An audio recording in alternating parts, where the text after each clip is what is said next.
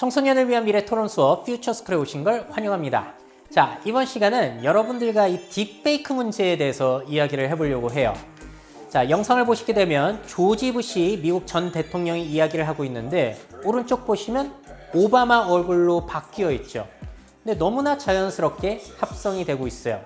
그 밖에도 수많은 사람들로 얼굴 바꿔치기가 가능합니다. 자, 그래서 이 딥페이크라는 것은 AI 딥러닝 기술을 이용한 아주 사실적인 영상 합성 기술이에요.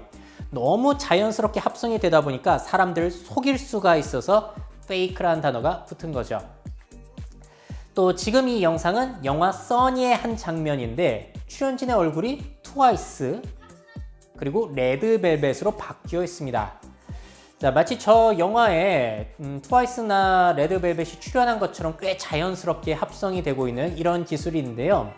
자, 참고로 이 영상은 유튜브에 한류바이츠라는 곳 검색하시면 또 볼 수가 있고요. 그 밖에도 유튜브에 딥페이크라고 검색하면 수많은 사례들 여러분들이 확인할 수가 있습니다. 자, 그런데 문제는 이 딥페이크를 활용하는 방법이 너무나 쉬워지고 있다는 거예요.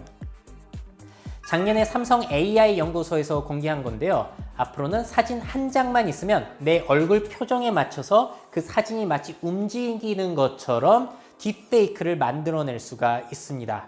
자, 그럼 여러분들 이거 어디에 활용하고 싶으신가요? 자, 이렇게 생각할 수도 있어요. 이 딥페이크 너무 위험한 거 아닙니까? 자, 실제로 뭐 카톡이나 전화를 이용해서 마치 딸인 것처럼, 친구인 것처럼, 엄마인 것처럼 해서 돈을 막 갈취해가는 이러한 사기 사건도 있잖아요. 근데 앞으로 딥페이크를 이용하게 되면은 얼굴을 이용해가지고 비디오 피싱, 영상 통화를 마치 딸인 것처럼, 친구인 것처럼 해가지고 돈 빌려달라고 이런 식으로 진행이 될 수도 있겠죠. 사기 행위들이. 또 이 사례도 함께 보시죠. 자, 문재인 대통령이 지금 연설을 하고 있는데 이 영상 가짜입니다. 목소리도 가짜예요. 문재인 대통령이 이런 얘기를 한 적이 없는데 실제로 문재인 대통령이 얘기하는 것처럼 꾸며낼 수가 있다는 거예요. 자, 그러다 보니까 정치인이 하지도 않은 얘기를 한 것처럼 만들어낼 수 있으니까 위험할 수 있잖아요.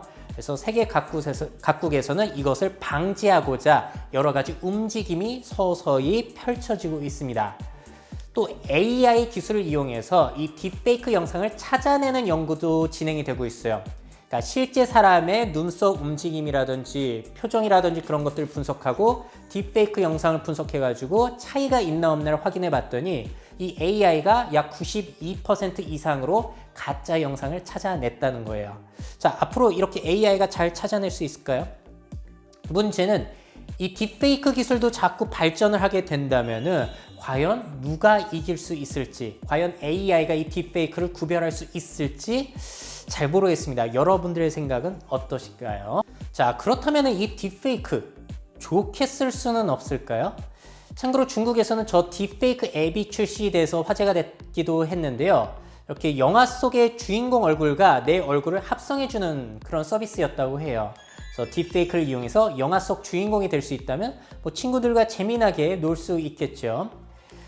자, 그리고 유명한 사례인데요. 중국에서 데뷔한 AI 앵커입니다. 중국 신화통신에서 활약을 하고 있다고 하고요. 이렇게 사람 앵커 대신에 AI가 출연을 해가지고 뉴스를 24시간 언제든지 읽어줄 수가 있는 거예요. 근데 저 사람도요, 실제 사람을 얼굴을 학습하고 목소리를 학습해서 따라한 거예요. 딥페이크와 유사한 기술이 활용이 된 거죠. 그래서 딥페이크를 이용해서 24시간 사람이 새벽에 깨지 않더라도 뉴스 보도가 가능해질 수도 있겠죠. 자, 그리고 SK텔레콤에서는 저렇게 레드벨벳 웬디를 이용해서 홀로그램 AI 가상비서 서비스를 선보이기도 했는데요. 자, 그렇다면 딥페이크 기술을 이용해서 저렇게 내가 좋아하는 연예인 아니면 내가 좋아하는 사람과 마치 함께 사는 듯한 기분을 느낄 수 있는 이러한 서비스들도 가능해질 수가 있겠죠. 사진 한 장만 있으면 합성을 하는 건 간단해지니까요. 이거 좋은 점만 있는 건 아닐 것 같은데요. 자, 그리고 얼마 전에 MBC에서 VR 다큐멘터리가 있었죠. 병으로 세상을 먼저 떠난 딸을 가상 공간 안에서 만나게 하는 그러한 방식이었습니다.